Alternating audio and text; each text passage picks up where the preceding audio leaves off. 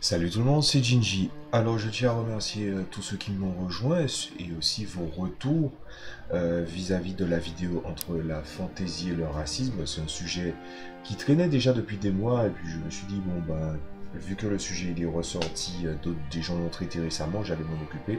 Donc merci pour vos retours, autant ceux qui sont là depuis un très très long moment que les nouveaux arrivants. Donc là on est à 51 abonnés. Bon, normalement, passer les 50 abonnés, normalement il faudrait faire quelque chose. Sauf que moi j'ai pas d'idée non plus. Et personnellement, les FAQ, je vois pas trop qu'est-ce que vous pourriez lire.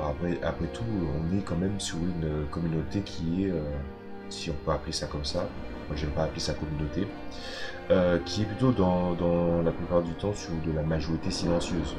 Quoi qu'il en soit, bienvenue et on va parler d'un sujet qui n'a pas grand-chose à voir avec le JDR. En tout cas, il y a quand même un petit rapport. C'est le rapport à l'écriture, puisque, bon, je vais vous expliquer le contexte rapidement. Donc, j'ai une amie qui s'est mise récemment à l'écriture et elle m'a demandé des conseils. Sauf que je me suis rendu compte que donner des conseils d'écriture, non seulement ce n'était pas facile, mais aussi que je le fasse avec un certain doigté. C'est-à-dire que je peux parler de la technique, je peux parler des approches, je peux parler de ce qui a été fait, mais lorsqu'il s'agira de parler du domaine du sensible, du domaine du personnel, c'est-à-dire votre approche à vous, ben, expliquer dans le procédé d'apprentissage de l'écriture votre rapport à vous, à l'écriture et aussi à une pratique, peut finir puis finalement par, on va dire, par amener cette sensibilité dans le processus de création de quelqu'un d'autre, alors qu'une personne devrait pouvoir briller de par sa capacité à développer sa propre sensibilité. Quoi qu'il en soit, ça va être parler essentiellement de l'écriture et plus précisément de 12 conseils et demi que j'avais trouvé sur une affiche sur le net il y a des années de ça, et c'est de ça dont on va parler. Voilà, donc les 12 règles d'écriture, 12 règles et demie, dont tu as besoin pour pouvoir écrire. Donc voilà, c'est une affiche qui est devenue rare, hein. Ça, je crois que je l'avais eu via un site qui proposait de rassembler des gens qui écrivaient des articles sur comment améliorer son écriture. Et aussi, je l'ai trouvé je l'avais aussi trouvé sur Google Images à l'époque, et maintenant c'est très difficile de trouver cette image.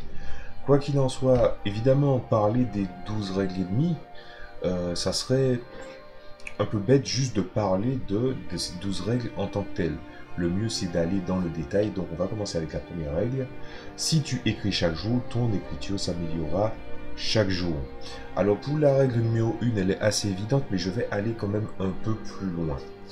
Quand vous créez quelque chose, quand vous écrivez quelque chose, vous avez une intention et des fois même vous avez quelque chose que vous visez, quelqu'un à qui vous vous adressez. C'est-à-dire que quand on te dit tu écris chaque jour, ton écriture va s'améliorer chaque jour, je pense que écrire par exemple sur des réseaux sociaux, ça ne compte pas. Le modèle n'est pas le même, la rigueur n'est pas la même, et aussi l'approche n'est pas la même. Peu importe si vous êtes dans des groupes qui viendraient à partir de direction littéraire, les modèles et les médias viendraient à changer la nature de comment vous communiquez ou ce que vous postez. Il y a ce rapport un petit peu dans les romans, surtout dans des romans qui sont assez anciens, où on sent que quand quelqu'un avait besoin d'écrire, il avait envie de projeter tout ce qu'il avait besoin de raconter en tant que tel. Et je pense que la communication, les médias qui nous sont disponibles maintenant pour pouvoir communiquer, et j'en avais déjà parlé dans des vidéos auparavant, ben, ça fait que plus il y a de la proximité, moins il y a de l'intensité. C'est pour ça que je tiens à dire que même si vous écrivez chaque jour, l'erreur en écriture, et surtout c'est quelque chose dont je me suis rendu compte avec recul quand je regardais certains RP forums par exemple, c'est que à force de passer leur temps à écrire et à pondre tout et n'importe quoi, certains se sentaient presque légitimes à dire oui, mais si je peux faire ça, je peux aussi me mettre à l'écriture. Et même moi, ironiquement, je disais par rapport au RP Forum, parce que c'est une activité qui n'est pas mauvaise en soi, mais que les pratiquants rendent ça un petit peu ennuyeux. Je disais, ben, si vous aviez envie de raconter l'histoire d'un grand personnage ou de à quel point votre personnage principal il est génial, écrivez un roman. Sauf que non, parce que déjà ils écrivaient ils ont une très très mauvaise façon de présenter leur héros. C'est souvent des Marissous, des Garissous, des personnes qui finalement veulent présenter une version fantasmée d'eux-mêmes ou encore une version idéale de leur héros qui est finalement sans peur, sans reproche, sans défaut et sans processus évolutif, ce qui peut être un problème ou non. Quoi qu'il en soit, quand on vous dit d'écrire chaque jour, il ne s'agit pas juste de vouloir pondre des mots, d'autant plus que on est à une ère moderne, donc quand je parle d'écriture, évidemment, même si j'ai parlé de médias ou de médium, que vous écriviez au clavier ou que vous écriviez sur un cahier, je pense qu'il n'y a pas vraiment de différence. Le plus important, c'est la démarche. Vous devez vous exercer à de l'écriture et on verra plus loin que l'écriture et les différentes approches qu'il pourrait y avoir peuvent s'étendre à beaucoup plus grand qu'une simple notion de oui, je vais écrire une nouvelle ou je vais écrire un roman déjà d'entrée de jeu. Non, je pense que c'est le premier moyen de finalement arriver à un plafond de créativité qui sera très très solide, qui vous fera tomber de votre échelle. Il faut s'exercer à l'écriture et c'est la démarche de l'écriture dans une approche, on va dire, avec un mot assez grossier, littéraire, qui serait intéressant de voir. Règle numéro 2. Donc, ce qui ennuie à tes yeux, ce le sera aussi pour les lecteurs. Alors ça, c'est un conseil qui a l'air intéressant, mais je pense qu'il est un peu incomplet. Alors, des fois, ce que vous pourriez écrire, potentiellement, peuvent intéresser d'autres personnes et pas vous. Il y a plusieurs pièges par rapport à ça. De un, je pense que le premier piège, c'est de penser que ce que l'on écrit est intéressant et que du coup, ce qu'on considère comme intéressant est finalement une valeur actée pour dire que votre travail, il est un bon produit. Écrire quelque chose et se dire, waouh, mais c'est génial, c'est super, on va pouvoir finalement montrer de quoi on est capable. Non, en fait, c'est pas aussi simple que ça. Dire que ce qui est ennuyeux pour toi peut être ennuyeux pour tes lecteurs, ça c'est vrai, c'est potentiellement vrai, mais il y a aussi le côté où ce que l'on pense intéressant nous-mêmes ne peut ne pas intéresser les lecteurs, que ce soit le genre de choses que tu veux projeter en matière d'écriture, que ce soit finalement aussi le sujet que vous voulez aborder, et si vous avez abordé un sujet qui a déjà été maintes et maintes fois exploité, votre façon de raconter, qu'apporte-t-elle? Donc il y a déjà ce premier piège-là, le piège de la projection de soi dans quelque chose en se disant oui mais je trouve ça intéressant. Et je pense que c'est peut-être là où commence l'orgueil. Alors c'est vrai que c'est utilisé à tout bout de champ, surtout dans les milieux des maisons d'édition, c'est-à-dire l'orgueil de l'auteur. Il ne veut pas modifier certaines choses, mais c'est vrai aussi que au niveau des éditeurs, au niveau de ce qu'ils souhaitent, ou encore oui, mais c'est ça qui marche. Je pense que justement on arrive à un problème en matière d'écriture ou même au niveau créatif, où les gens ne font jamais que ce que disait un ancien prof d'art que j'avais. Il y a des gens qui innovent et il y a des gens qui rebondissent sur les innovations. Essayez de voir ce qui a été fait et puis de dire oui, mais ça plaira aux gens ou non, ça ne plaira pas aux gens. Je pense que, quitte à essayer des choses et à se casser la gueule, surtout que maintenant l'auto-édition est aisément accessible, si vous voulez vraiment penser à éditer sur le long terme, ben peut-être s'essayer à certaines choses peuvent être intéressantes. Évidemment, demander conseil auprès des personnes que vous connaissez pour savoir qu'est-ce qu'ils en pensent sur ce genre de choses-là, ça peut être intéressant, mais je pense que je vais y venir peut-être en conclusion, pas pour tout de suite. Je pense que l'autre piège aussi, en plus de tout ce que j'ai dit là, c'est aussi le phénomène du il faut pouvoir raconter et créer quelque chose, mais en même temps, caresser dans le sens du poil, c'est au fait de caresser dans les poils, dans le sens du poil, de ce qu'on appelle la généralité.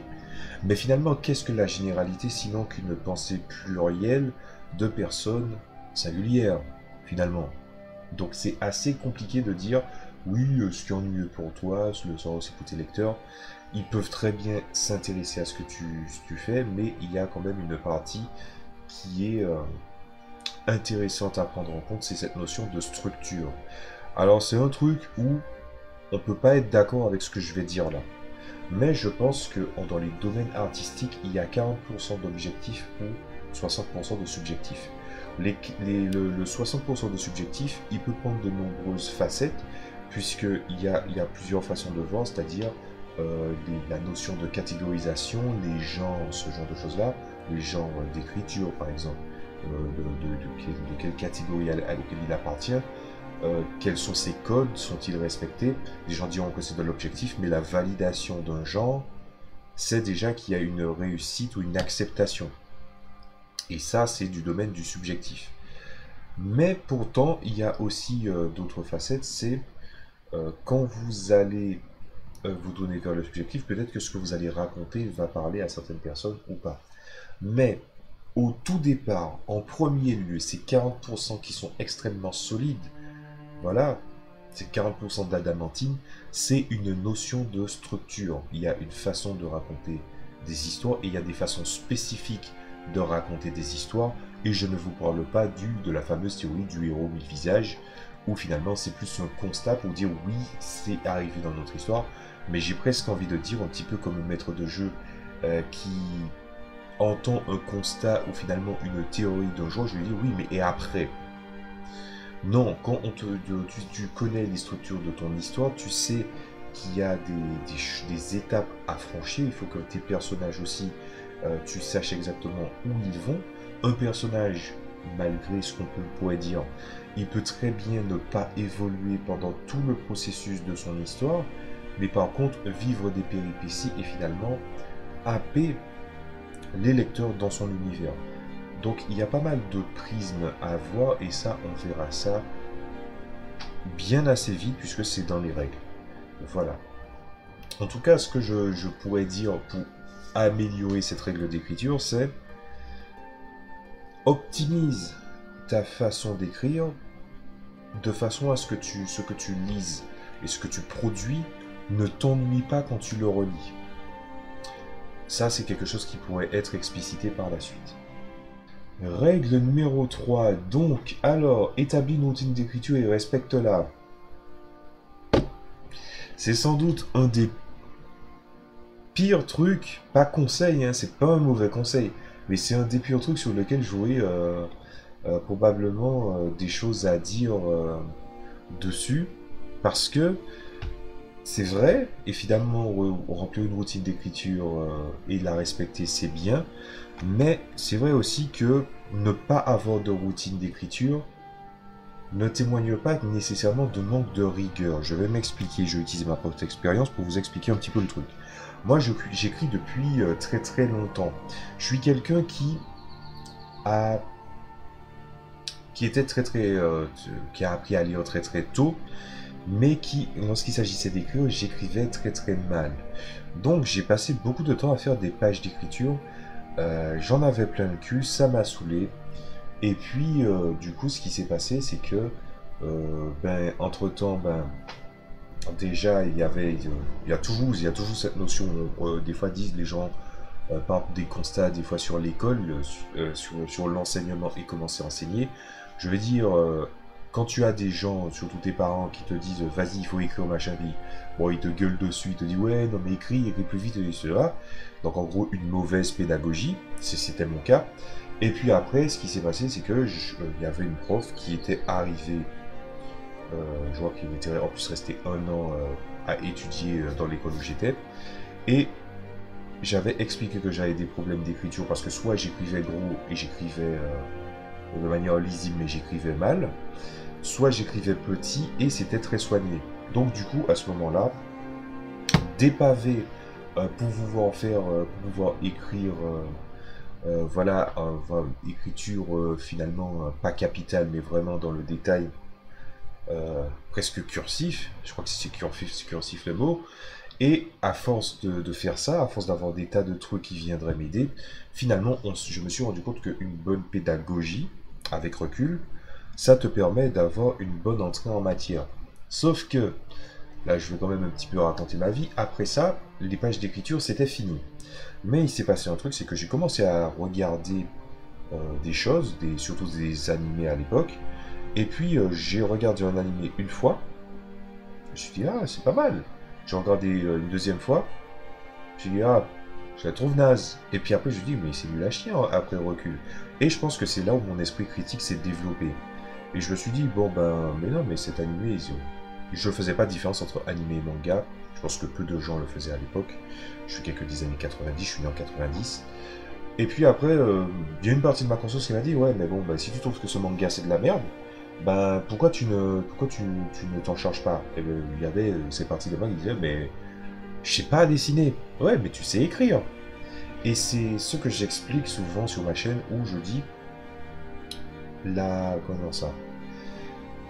La frustration que j'ai réussi à en transformer ça en atout et surtout en arme. Et c'est comme ça que je me suis mis à l'écriture. Sauf que se mettre à l'écriture, ça, on te dit vas-y établis une routine.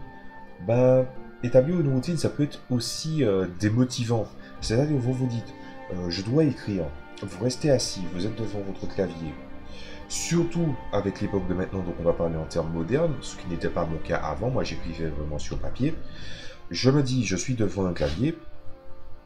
Mon PC, c'est quoi? Mon PC, c'est un outil multifonction, mais aussi qui est une porte ouverte à un océan de distractions. Et là, tu demandes à quelqu'un de s'asseoir avec le clavier devant un écran, et de se dire qu'il faut écrire. Et je pense que établir la routine d'écriture prend une certaine approche, c'est-à-dire l'approche du il faut savoir exactement où tu vas avec l'écriture, quel est le type d'écriture que tu veux traiter, quel est le genre d'exercice que tu veux faire pour pouvoir t'améliorer. Et ça, ben, il peut y avoir de nombreuses pistes, mais après, avoir une idée sur le moment, ce n'est pas forcément bon. Dans mon cas, ça a été assez particulier, c'est-à-dire que je me disais il fallait que je raconte des histoires. Et malheureusement, je n'ai pas les manuscrits que j'avais avant, puisque bon, vous savez, quand vous êtes dans une famille nombreuse, il y a des gens qui ne sont pas tout permis, donc ils se sont barrés avec les cahiers, et ils ont déchiré les pages. Voilà. Moi, je leur en veux, mais à mort pour ça. Hein. Voilà. Parasite. Bref. Bon, on va se calmer un petit peu. Donc, du coup, ce qui s'est passé, c'est que ce que je faisais quand j'écrivais les personnages, quand je devais me mettre une routine d'écriture, c'était d'écrire des personnages. Je devais écrire, en gros, une page, et cette routine-là, je l'ai appliquée par la suite, bien des années après. C'est une page, je raconte un petit peu la description du personnage, à quoi il ressemble, son âge, qu'est-ce qu'il fait dans la vie, tout ça. Et la page de droite, je m'en servais pour écrire l'histoire. En fait, ça a toujours été une facette de mon écriture où la page de droite était toujours plus importante que la page de gauche. Bref, quoi qu'il en soit, ça a été une porte d'entrée. Mais la routine de devoir rester assis et de se dire je vais écrire pendant combien d'heures, ce n'est pas quelque chose de si évident que ça, surtout avec les nombreux moyens de distraction. La seule chose que je peux vous dire, c'est, je pense que c'est Marc Aurèle qui disait ça, il disait qu'il faut essayer de voir ce que vous avez été capable de faire dans la journée et de ne pas culpabiliser pour ce que vous n'aviez pas pu faire dans la journée. Et moi qui me lance dans pas mal de choses, sans jamais les finir, mais en ayant énormément de choses à faire, je me mets à la peinture, donc il y a une toile ici, je me mets aussi à le dessin numérique auquel j'ai du mal à m'y mettre, un clavier MIDI dont je n'ai pas encore suffisamment téléchargé des instrus sur Fruitilos pour pouvoir produire ce que j'ai à produire, tout en sachant que j'ai des idées dans la tête. On peut avoir finalement un rapport avec beaucoup de choses, et beaucoup de choses qui nous tiennent à cœur, donc beaucoup de centres d'intérêt, mais à un moment, il va falloir se canaliser. Et se canaliser, ce n'est pas facile, et accumuler de nombreux centres d'intérêt et ne pas pouvoir les exprimer pleinement, ça pourrait être frustrant, ce qui peut demander finalement des choix. Et je pense que l'écriture, elle demande une certaine comment dire ça? Elle demande une certaine rigueur, mais pas une rigueur sous une forme assez rigide. C'est-à-dire que ta rigueur, elle ne vient pas tant du fait de rester assis à des moments bien précis, mais plutôt de te dire, j'ai quelque chose à faire, j'ai quelque chose à raconter, il faut que je le raconte. Voilà, peu importe que si des choses nulles, des choses que vous n'avez pas gardées, que vous, évidemment, gardez des traces de ce que vous avez, même si je respecte ça qu'à 50%, j'expliquerai après, c'est très très important de devoir essayer finalement de comprendre finalement ce qu'est l'écriture et aussi cette fameuse routine d'écriture n'est pas fait vraiment une notion de routine mais plutôt une notion de rigueur. Si vous avez une routine d'écriture et vous l'avez respectée, j'ai envie de dire félicitations. Mais il y a d'autres éléments aussi qui viendraient à rentrer en ligne de compte, mais on verra ça bien après. Numéro 4, donc la poésie n'a pas à rimer, la poésie n'a pas à rimer. Alors je pense que la poésie n'a pas à rimer, c'est une règle d'écriture qui est géniale, surtout pour les poètes, mais je pense que la raison de la poésie n'a pas à rimer, pourquoi les gens, quand ils veulent se mettre à la poésie, ils veulent que ça rime, ils veulent s'essayer à toutes les rimes qu'ils ont vues dans leurs cours de français au primaire, au collège, au lycée, c'est sans doute parce que les rimes ajoutent du rythme. Et malheureusement, comme c'est un domaine que je n'ai pas encore exploré, mais que je tiens à explorer dans le futur, pas sur cette chaîne, mais genre pour moi-même, je tiens à dire que les poésies que j'ai vues et qui n'ont pas de rime, je les ai détestées. Voilà. Après, c'est peut-être le style de la personne qui n'était pas bonne, mais je sais que la poésie n'a pas rimé, faites très très attention à ça. Mais je pense qu'il y a aussi quelque chose de plus à voir au milieu de l'écriture. C'est aussi que certains éléments qui peuvent relever d'un certain genre spécifique, selon certains codes, peuvent s'appliquer dans d'autres genres et sur une autre interprétation, sauf que la subtilité et la façon dont c'est amené va devoir peser. Donc finalement, la meilleure chose que j'aurais à dire par rapport au conseil numéro 4 en plus, c'est essayer de soigner ce que vous avez l'intention de faire, d'écrire et de raconter dès le départ. Mais pour cela, il va falloir essayer de voir quelles sont finalement les différentes facettes de ce que vous allez explorer. Chose qui va être assez important pour la suite. Numéro 5. Résiste aux stéréotypes aussi bien en vrai que dans ton écriture. Oui, c'est vrai. Et le truc, c'est que je n'ai pas grand-chose à rajouter là-dessus. Je suis quelqu'un quand j'écris, surtout quand j'écris des personnages, je ne veux pas rester dans des stéréotypes. Les stéréotypes pour moi, c'est... Quand je dis pour moi, c'est dans mon processus d'écriture, par exemple dans le milieu du jeu de rôle. C'est par exemple, j'ai un personnage à créer, je dois le créer vite. Je fais un personnage très stéréotypé au départ. Sauf que des fois, plus les joueurs sont exposés à ce personnage, plus en off, dans l'univers, le personnage finit par avancer, il évolue et finit par sortir du moule du stéréotype. Ça peut être une façon de faire, et je pense que la conception d'un personnage dans l'écriture d'un roman ou d'une nouvelle, ça peut aussi très bien tourner autour de ça. Cette notion que vous avez un personnage qui a un point de départ, qui a une base qui finalement montre une exposition assez faible au niveau de ce qu'il est, donc c'est-à-dire qu'il est assez classique, mais qui finit par avoir un chemin qui finira par faire évoluer le personnage. C'est une bonne ligne directrice à prendre. La notion de stéréotype auquel il parle, effectivement, c'est quelque chose qui est assez rigide. Et on peut parler de cette rigidité par le fait que, comme il y a des stéréotypes, il y a des échos que ça va renvoyer, qui va finir par désarçonner le lecteur, qui va se dire j'ai peut-être déjà vu ça quelque part. Et c'est exactement par exemple pour ça, si on doit faire le lien avec le jeu de rôle, que j'interdis aux joueurs d'avoir des noms relatifs à une référence qui est beaucoup trop, on va dire ça, qui est beaucoup trop extérieure. Quand vous êtes dans un univers à la Donjons et Dragons, mais que la personne a un nom de personnage qui fait beaucoup penser à Assassin's Creed, ben, à chaque fois que les personnages vont, les joueurs vont jouer et qu'ils vont rentrer en contact avec ce personnage-là, ça va leur évoquer autre chose. Et je pense que c'est une distraction. Et quand tu imagines projeter ça dans un roman, ben finalement les stéréotypes ne sont jamais aussi que des distractions. J'ai défendu le monolithisme de certaines races de fantasy dans la vidéo d'avant, et c'est pour ça que je vais aussi défendre de l'autre côté les stéréotypes. Ce n'est pas mauvais d'avoir un stéréotype ou des stéréotypes dans un récit que vous écrivez, surtout si vous débutez.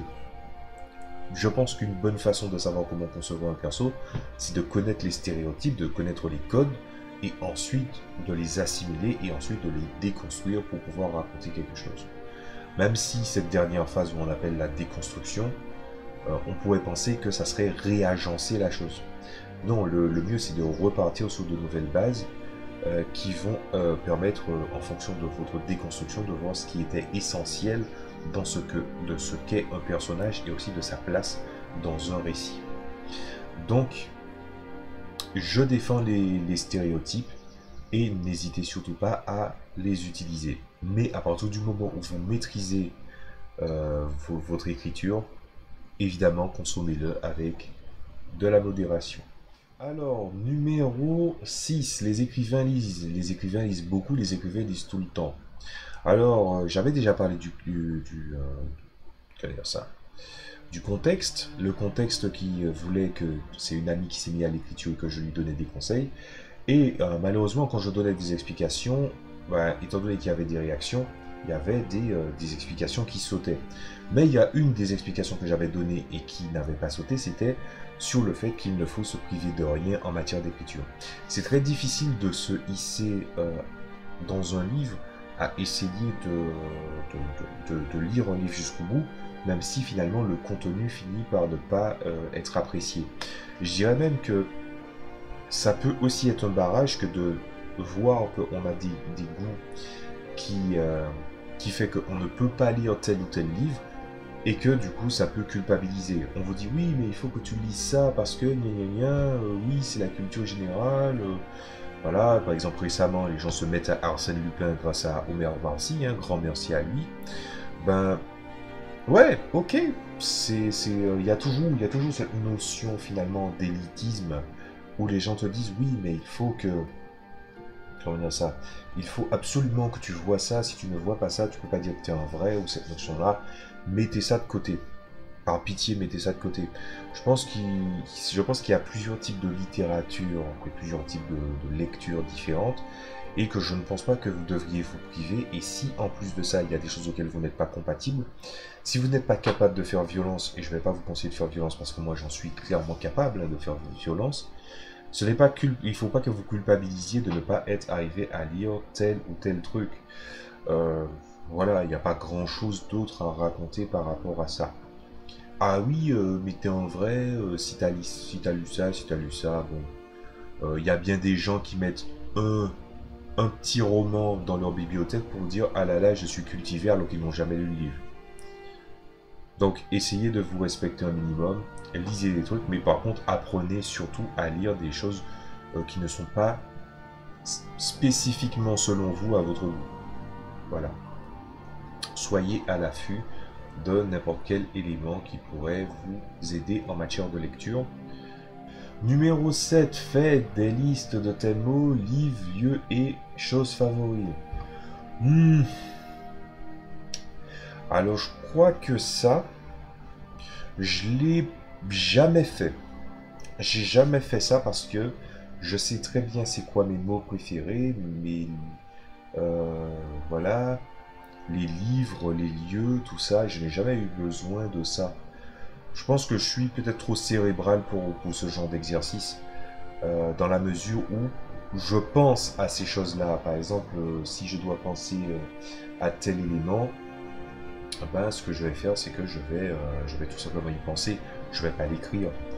Il y a un moment où, bon, ben, quand tu réfléchis plus vite que tu n'écris, même si tu sais que écrire, c'est aussi projeter une partie de sa pensée, un fragment de sa pensée avec une certaine mise en forme, je suis à un point où je n'ai pas besoin de ça. Voilà. Mais j'ai quand même une mise en garde à faire, c'est-à-dire que il y a aussi cette notion de vouloir raconter, ou plutôt vouloir raconter des choses, quoi qu'il arrive, et d'écrire des récits, de faire des romans, de la poésie.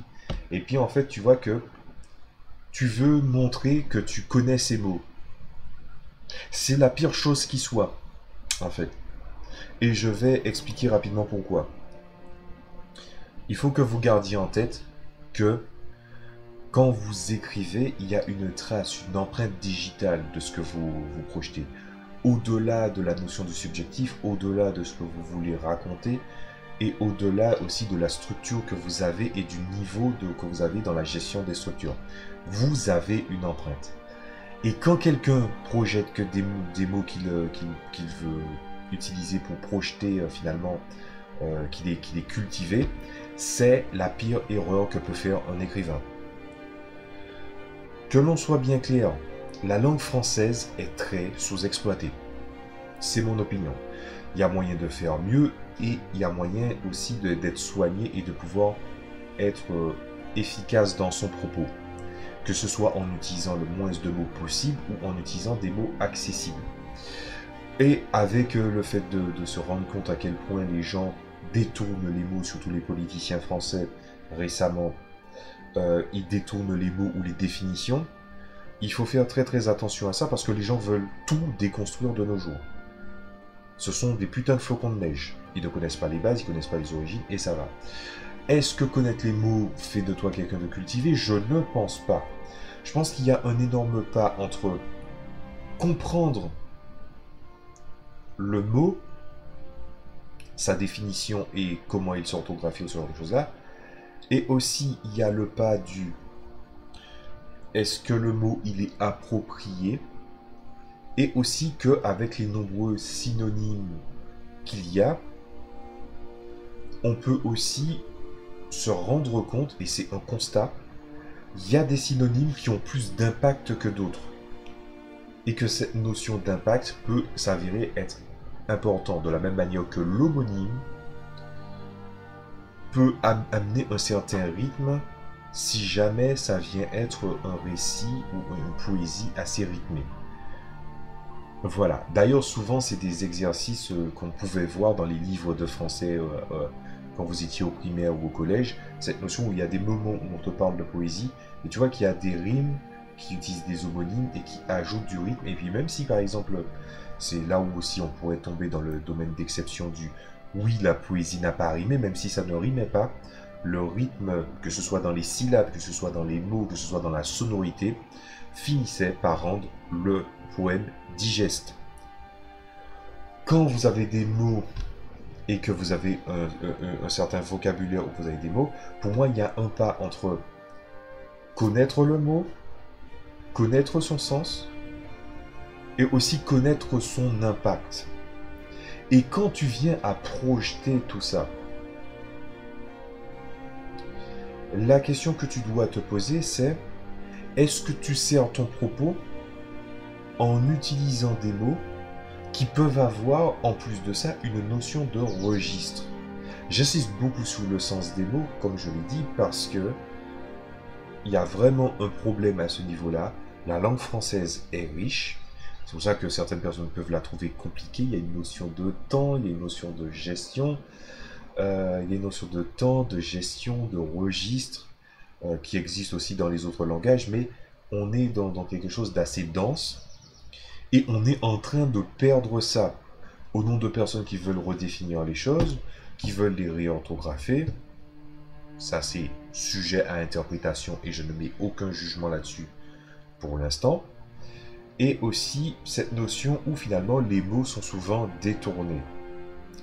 Apprenez la définition empirique d'un mot, apprenez son application dans le contexte actuel, et ça va vous permettre un petit peu d'immortaliser l'écriture d'un instant, mais aussi, au fur et à mesure de cette acquisition de registres, vous allez aussi ajouter à votre arsenal des choses qui se rapprocheront de la sensibilité d'écriture que vous avez, peu importe le type d'écriture que vous avez.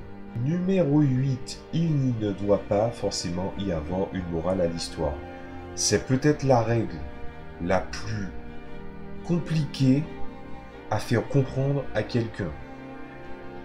Oui, mais il faut qu'il y ait un début, un milieu, une fin. Il faut que quand je sorte, je ressorte avec quelque chose. Des fois, les gens veulent te raconter une histoire, juste une histoire. Les gens veulent te faire vivre des émotions. Les gens veulent te faire vibrer grâce à un héros. Il y a des gens de par la politique, par exemple les livres de personnes qui sont dans la politique, ils veulent juste pas te transmettre un savoir ou encore te transmettre un point de vue à une époque donnée. Il y a une forte notion d'intention quand tu écris à la base. La notion de morale à l'histoire est très très importante, mais on peut étendre ça à beaucoup plus loin. Il peut y avoir une morale à l'histoire, mais dans le sens assez large d'un récit ou de quelque chose que vous racontez, vous pouvez aussi vous rendre compte que quand vous racontez, vous aviez une intention. Ça peut être par exemple revisiter une histoire, ça peut être raconter une histoire qui a été racontée maintes et maintes fois, mais apporter votre propre sensibilité. Mettre le doigt sur quelque chose d'inédit. Ça peut être plein de raisons. Je pense qu'on est arrivé dans un moment ou dans une époque où les gens ont du mal à concevoir qu'on peut produire pour pouvoir finalement proposer un produit qui est suffisant en tant que tel et qui ne voit surtout les choses que par l'intention qu'il y a derrière. Voilà, il y a des gens qui peuvent, avoir envie de raconter certaines choses et qui ne le savent pas eux-mêmes. Et je pense que c'est un petit peu là où ça devient un petit peu chiant. Parce que c'est souvent un élément qu'on a expliqué en art, c'est-à-dire que comme j'étais dans une école d'art, il y a cette notion où tu as une œuvre, tu as quelque chose que tu fais, mais tu fais de la fait spontanément. Mais les gens qui veulent rentrer dans une espèce de registre académique, je vous amène à ce livre, si ça vous intéresse, un livre qui s'appelle « L'art peut-il s'enseigner ?» En 15 minutes, ou plutôt en 15 pages, excusez-moi le lapsus, en 15 pages, on vous montre la vision académique, artistique qui a créé une sorte de translation dans le processus d'apprentissage des arts. C'est casser la gueule. Il y a eu un moment où finalement les artistes, quand tu étais dans une école d'art, il y avait une notion d'héritier, un artisan qui transmettait son savoir, sa technique, mais pas sa sensibilité et que la personne devait rebondir là-dessus. Et maintenant, on est dans une quête de... On veut produire quelque chose et qu'on soit capable de produire ou pas, c'est pas important. C'est finalement de légitimer par la parole ce qu'on est en train de faire. Tu peux écrire quelque chose de spontané, tu peux faire quelque chose de spontané. Prenons l'exemple de... Oups. Prenons l'exemple de ça. Ça, c'est quelque chose qui me servait à essayer de m'essayer au paysage. Voilà. Mais d'un autre côté, quelqu'un, si jamais je viens à mettre ça dans mon portfolio, si je viens à mettre ça dans une galerie, on va me dire, oui, mais c'est quoi le propos, c'est quoi l'histoire? Et dire, dans la logique de ces gens, de ces nouveaux académiciens qui veulent finalement valider par des propos, il y a cette notion où, si tu n'as pas un récit, si tu dis à quelqu'un, mais j'avais envie de faire un paysage, ce n'est pas une réponse acceptable. En gros, c'est faire un gâteau, qu'il soit bon ou mauvais, c'est pas grave, mais que tu dois le mettre un épais glaçage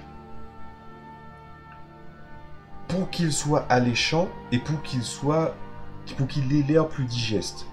Sauf que la réalité, évidemment, est que le glaçage peut desservir le gâteau, surtout quand il y en a beaucoup, hein. Et du même côté, à l'intérieur, ce gâteau pouvait être très très bon sans le glaçage et on ne pouvait pas le savoir. Mais bon, je ne m'attends pas à ce que ça change, puisque qui dit qu'il y a des gens qui ont voulu poser ces règles, dit aussi qu'il y a des gens qui cautionnent. En langage créole, parce que je suis martiniquais, je rappelle, il y a une phrase qui dit « Si pas ni soutirait, pas ni volait ». En gros, s'il n'y a pas des personnes qui donnent crédit à certaines personnes quand ils font quelque chose de mal, ben ça veut dire que principalement la personne qui fait quelque chose de mal est dédouanée par définition de ce qu'il a fait. Et c'est le pire piège dans le domaine artistique. Si vous voulez en parler, n'hésitez pas à faire la remarque en commentaire, dites-moi ce que vous en pensez. Mais je pense que c'est très très important, cette notion de morale à l'histoire. Surtout, je pense qu'il ne doit pas forcément y avoir une morale à l'histoire, c'est vrai que tu dois apprendre très très tôt, surtout que là on te parle de règles d'écriture. Évidemment, les gens qui vont se mettre peut-être à l'écriture à la suite de ça, ou se disaient est-ce que je devrais m'y mettre, vous allez faire des erreurs, vous allez essayer de faire des choses qui n'auront pas de fin, vous allez peut-être écrire 8 pages et puis vous allez laisser les pages de côté. Ce n'est pas grave tant que vous vous mettez à l'écriture et que vous essayez de comprendre comment ça fonctionne. Voilà. Gardez juste en tête tout ce que je vous ai dit avant. Numéro 9, apporte toujours un carnet, apporte toujours un stylo de rechange. Alors, je pense que ça c'est quelque chose dont je vais pouvoir parler puisque c'est du registre du personnel. Comme je vous l'ai dit, j'étais quelqu'un qui écrivait beaucoup quand j'étais petit, quand je me suis mis à l'écriture, j'avais 10 ans. Et en fait, il y a même des gens dans cette portion de la commune où j'étais, c'est-à-dire le nord de la Martinique, qui ne me reconnaissent pas des fois tout de suite dans un magasin, mais c'est quand ils entendent ce que je demande qu'ils arrivent à me reconnaître. Voilà, c'est comme par exemple au collège, j'étais dans un collège dans une commune, mais c'était arrivé que j'aille dans la commune où mon frère allait au lycée, et des fois il me manquait des cahiers pour les raisons que je vous ai dit avant. Hein. Il y a des trous du cul qui prenaient mes cahiers, qui les déchiraient les pages et qui les prenaient pour eux, quand je les laissais chez ma grand-mère. Voilà. Ah ouais, j'ai envie d'insulter, mais on va se calmer un petit peu dessus. Et ce qui se passait, c'est que je demandais toujours la même chose. Un petit cahier, ou plusieurs petits cahiers. Un cahier, si je prenais plusieurs cahiers, je prenais un cahier normal et un cahier de travaux pratiques parce qu'il y avait une partie où tu pouvais dessiner. Et aussi un stylo noir. Alors au début, voilà, on était dans une époque un peu bizarre où les gens voulaient que oui, il y a certains profs, ah gna gna gna, écrire avec tel ou tel bic, oui c'est très important, nanana, pour ça. J'en avais rien à foutre, je préférais écrire au noir plutôt qu'au bleu, et puis voilà, fais pas chier. Voilà, c'est tout. C'est tout. Donc du coup, des gens me reconnaissaient juste à partir de ça. Et prendre un cahier plus un stylo, c'était plus ou moins ma signature. Je passais mon temps à avoir des cahiers où je pouvais noter, je pouvais projeter certaines choses. Et finalement, je peux vous dire plus ou moins, faites la même chose. Mais je vous dirais même, prenez un carnet et un stylo de rechange, même si vous faites du dactylographié, c'est-à-dire écrit sur un clavier. Je veux dire, écrire sur un portable ou sur une tablette, je pense que l'intensité, le focus pour avoir essayé n'est pas le même. La concentration n'est pas le même. J'ai parlé de cette notion d'ergonomie récemment sur la prise de notes en expliquant que ta posture, le stylo, le fait que tu as un support et que ton écriture, elle doit être soignée parce que tu n'es pas un ordinateur. Toutes ces choses-là, c'est des choses qui sont vraies. Ça aide à l'ergonomie et ça aide à cette mémoire qu'on appelle cette mémoire cristalline. Donc, surtout, n'hésitez pas à le faire. Niveau anecdote, qu'est-ce que je pourrais dire là-dessus? C'est que j'étais pas le seul dans mon cercle d'amis au collège qui était aussi en train d'écrire. Au collège, j'écrivais beaucoup, surtout, ça m'arrivait de faire certains exercices rapidement pour ne pas avoir, lorsque j'avais des heures de permanence, voilà, d'aller dans la salle et puis étudier tout ça, sauf si vraiment il y avait un contrôle. Mais quand il n'y avait pas de contrôle, du coup, je passais du temps à écrire. Sauf que même si mes amis n'étaient pas dans la même classe, ils étaient en train d'écrire. Sauf que les surveillants n'aimaient pas trop que les gens n'écrivaient pas, qu'ils s'amusaient en fait. Voilà.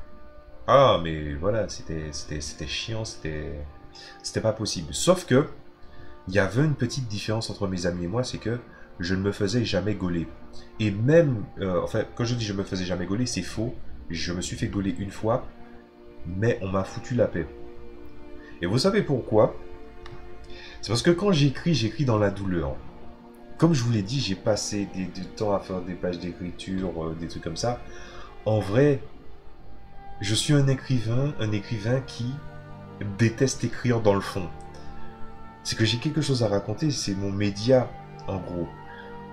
Et quand j'écrivais, j'avais 5 cahiers, 5 petits cahiers alignés qui avaient mes trucs dessus. Chaque chose reflétait un univers, reflétait une histoire, reflétait des personnages, reflétait des idées. J'écrivais, quand j'écrivais, c'était dans la douleur. Et je pense que ça se sentait, que j'étais concentré et que je faisais des trucs. Et puis le jour où je m'étais fait gauler, parce que oui, j'étais en train de faire ça, ben ouais, je faisais comme les autres, j'étais en train d'écrire les trucs. Mais on m'a foutu la paix. On m'a foutu la paix pourquoi? Parce que il y avait quand même du sérieux dans ce que je fais. Je pense que c'est aussi peut-être pour ça que je laissais l'impression aux gens que j'étais très carré, j'étais très pro. Mais quand j'écrivais, ça se voyait que voilà, il fallait que je me concentre, il fallait que je fasse attention. Et c'était insupportable. D'où ce fait que je vous dis, essayez d'avoir toujours un carnet, un stylo de rechange, parce que écrire quand vous êtes en déplacement, c'est chiant. Mais en même temps, surtout moi qui est très souvent malade, ben, être dans une salle d'attente avec toujours des gosses dans le cabinet de médecin, les gosses ils sont venus, ils sont petits, ils sont de tout, ouais, et puis tous, ils mettent pas la main devant leur bouche, et tu tombes encore plus malade, hein, au passage, hein, ce n'est pas nouveau, voilà, hein, tous ces petits sales gosses là. Ben, qu'est-ce que tu veux faire à part quoi? Regarde, aller sur ton portable et puis consulter les trucs. Moi, je suis un petit peu un gars qui n'a pas réussi facilement la transition au portable high-tech. Je me servais du portable à la limite, soit pour écouter de la musique, mais je ne jouais pas sur mon portable, je ne jouais pas des masses, et je préférais de loin avoir un petit carnet et pouvoir écrire. Je pense que l'importance de la prise de notes, elle vient de ça, et je ne peux que vous partager ça. C'est parce que c'est pénible d'écrire sur un carnet quand tu es en déplacement, que tu as quelque chose à faire, ou que tu as une idée, que tu veux la projeter, la peur de vouloir de perdre l'idée, la peur de passer certaines informations, ou que ce que tu as ressenti, tu dois le projeter, de dire oui, mais où est-ce que je vais, machin, et puis après, bon, même dans ta précipitation, tu peux oublier que ton portable peut servir à ça. On n'utilise pas notre portable avec son potentiel total. Voilà, c'est une vérité, malheureusement. Donc, avoir le carnet de notes dans son petit sac, dans sa petite besace, ça serait quand même un petit plus. Question numéro 10. Balade-toi, danse, arrache les mauvaises herbes, fais la vaisselle, écris sur tout ça. Je ne fais pas ça. Mais j'ai quand même un truc à dire là-dessus. C'est-à-dire que ce qu'on te demande de faire là, nettoyer sa chambre ou se faire ce genre de choses-là, c'est quelque chose qui est très très important. Après, écrire sur tout ça, non, ça me fait chier en fait.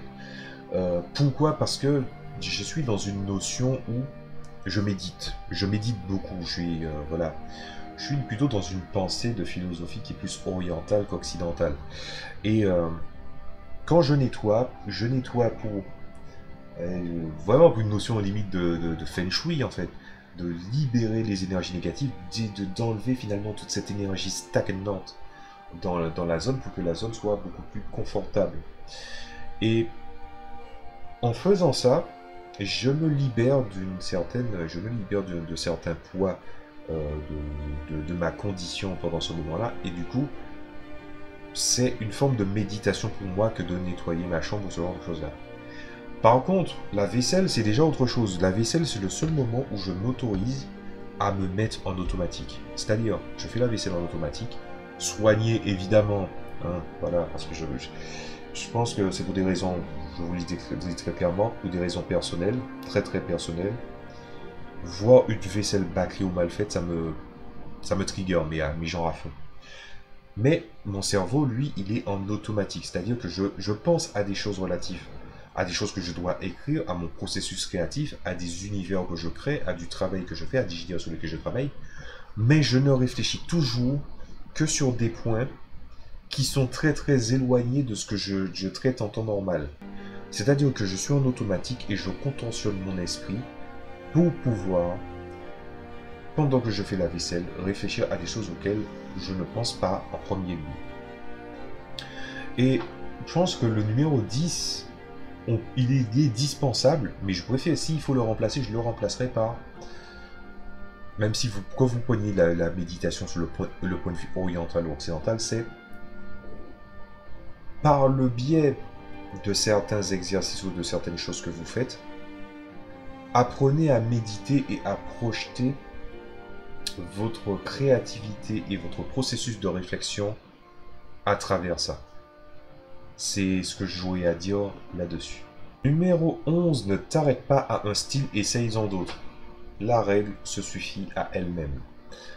Je ne pourrais pas dire plus de choses que ça. Je pense que c'est quelque chose de très très important de ne pas s'arrêter. Par exemple, moi, ça m'arrive d'écrire pour mon JDR, surtout pour mon JDR en ce moment. J'écris de façon pédagogique, j'écris avec une structure de JDR. Je veux écrire de façon à faire des nouvelles, je voulais me mettre à la poésie aussi à un moment. C'est toujours d'actualité. Et du coup, essayer des styles et aussi essayer d'autres approches, d'autres médias, finalement, d'autres éléments. Pourquoi pas? Je pense que c'est un bon moyen d'exercer la créativité et je pense que je ne suis pas homme à dire vas-y, focalise-toi sur un truc. C'est essaie-toi à plusieurs choses, vois ce qui te plaît, ce qui te plaît pas, et comme ça tu vas en savoir beaucoup plus sur toi-même, ce qui va pouvoir te permettre de faire des choses finalement avec un... C'est un mot qui a une mauvaise définition dans le sens occidental, mais l'ego power. Voilà, le pouvoir de l'ego. Quand je dis le pouvoir de l'ego, c'est le pouvoir de soi et de la notion de soi qu'on explore, qu'on arrive à faire transparaître par la suite. Numéro 12, apprends à raconter les deux faces d'une histoire. Donc, alors, cette règle, c'est sans doute celle-là où j'ai un profond désaccord. Pour moi, il y a toujours plus de deux facettes et deux façons de voir une histoire. Voilà. Je pense que c'est toujours cette notion de la dualité qu'on essaie de poser qui est importante, mais il y a toujours plusieurs façons de voir. Par exemple, je peux vous proposer une trinité du genre le regard du lecteur que le narrateur doit poser, le narrateur qui appose sa sensibilité de sa façon de raconter une histoire, et évidemment le processus de l'histoire racontée, du qui est ou qui sont les protagonistes, et arrives-tu à projeter une notion d'ordre ou de hiérarchie à travers eux, et s'il n'y en a pas, comment tu fais pour répartir l'importance des personnages. Vous voyez, on peut faire des tas et des tas et des tas de facettes. Il faut, comme je le dis, se contorsionner l'esprit et pouvoir voir les différentes choses possibles. Après, pouvoir raconter deux faces d'une même histoire, je ne vois pas trop qu'est-ce que ça veut dire. Ça veut dire quoi? Ça veut dire du point de vue, par exemple, des protagonistes, des antagonistes, du point de vue de l'histoire qui est dans le détail, et puis en quatrième de couverture que tu arrives à projeter l'intérêt via un synopsis. Ça aussi c'est très important si vous voulez vous mettre à l'écriture. C'est un conseil que je vous donne, c'est quand vous avez une histoire que vous avez envie de raconter, si vous avez la flemme de vous commencer l'histoire parce que vous n'êtes pas sûr que ça va intéresser les gens, écrivez des synopsis. Faites que ça. Pendant un moment, en 2009, je faisais que ça. Et j'écrivais des synopsis, des synopsis, des synopsis. Surtout que des fois je réinterprétais des histoires, je changeais le personnage principal. Il y avait pas mal de choses à écrire et donc du coup je le faisais. Et je vais ajouter la 12e règle et demie, arrête de regarder l'affiche, écris quelque chose. Je suis tout à fait d'accord là-dessus. Bien, maintenant on va passer à la conclusion. Donc la conclusion c'est que les conseils qui sont donnés sont dans l'ensemble bons et la plus-value que j'ai pu rajouter pour vous, je pense que ça vous sera utile par la suite. Alors, quelle est la forme de la conclusion que je voudrais donner? Ben, je pense que je vais résumer le truc rapidement. Je pense que la langue française est un outil magnifique et qu'il faudra peut-être essayer de partir en quête d'essayer de la reconquérir. Avant le confinement, début 2020, je me disais, il faut que je m'achète ce qu'on appelle le bread. Je sais pas si vous connaissez ces espèces de manuels qui t'apprennent. Je crois qu'il y a plusieurs matières, mais c'est surtout, moi ce que j'ai surtout vu, c'était lié aux langues. Acheter des livres bread et puis de pouvoir s'exercer, de pouvoir revoir des bases qui peut-être relèvent du primaire ou du collège, mais vous en avez rien à foutre. Il n'y a jamais de mauvais moments pour apprendre. Voilà. Sauf pour des trucs évidemment très physiques. On est tous égaux face au temps. Bref. Donc déjà, reconquérir la langue française, c'est déjà un bon truc. Ensuite, si vraiment ça vous a motivé à vous essayer à l'écriture, je pense qu'il faut aussi parler d'un petit problème, c'est cette espèce de plafond de difficulté où quand tu as beaucoup de choses à faire dans ta vie en général, ou beaucoup de centres d'intérêt, tu vas devoir faire des choix et le premier qui va sauter, c'est l'écriture, parce que l'écriture demande une certaine rigueur. Je ne vais pas vous dire ayez plus de volonté, puisque ça ne regarde que vous. Je pense que la notion même de l'écriture, c'est pas quelque chose qui doit être forcé. Moi, quand je me suis mis à l'écriture, je me suis mis à l'écriture parce que je savais que j'avais envie de raconter des choses. Et même si le média ne me plaisait pas, j'étais déjà parti avec une intention bien claire. Je peux et je veux raconter des choses. J'en ai rien à foutre de devoir me faire violence. Tout le monde n'est pas fait pareil. Voilà. L'écriture, par contre, ne vous laissez jamais dissuader de ça. L'écriture, c'est pour tout le monde. Voilà, c'est comme la lecture. L'écriture, c'est comme la lecture, c'est pour tout le monde. Ne vous dites pas, oui, mais si je me rate, machin. Évidemment, il y aura des ratés, même dans mon processus artistique. Il y a, comment dire ça? Je pense que je vais faire un parallèle avec un manga assez connu, c'est Naruto. Il y avait, comment dire ça? Il y avait Sasori et, comment il s'appelle l'autre? Deidara, c'est ça? Qui avaient tous les deux des visions opposées de l'art. Il y en a un qui dit que l'art c'est une explosion, c'est une fulgurance qui est éphémère mais qui s'immortalise pour ceux qui les regardent. Et dans un certain sens, je suis assez d'accord avec Deidara dans le sens où ça m'est arrivé de projeter des choses, surtout par exemple dans le jeu de rôle, où finalement immortaliser quelque chose par quelque chose qui est éphémère, c'est quelque chose de très très important. C'est pour ça que pendant une période ou à certains moments, quand je veux retenir quelque chose définitivement, je le supprime. Alors, passons la période où je disais que j'utilisais des cahiers et des fois, il y a des cahiers qui disparaissaient. Ça me fait chier parce que franchement, il y avait des choses que je n'avais pas totalement retenues. Et du coup, j'ai perdu ça définitivement. Et c'est certainement pour ça que ça a fini par être comme ça. Je déchire une page. Je sais que la page a été déchirée. Je sais pourquoi elle a été déchirée. Et je sais aussi ce qu'il y avait à l'intérieur.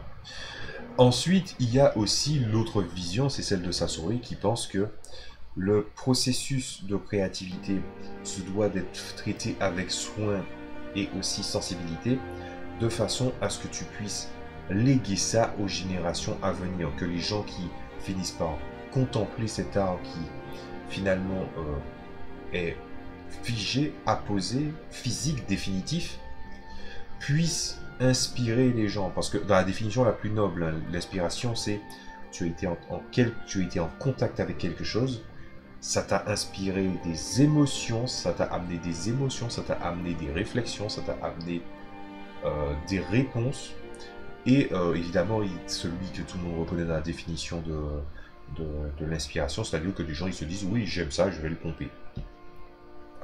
j'ai mon opinion là-dessus, très négative au passage.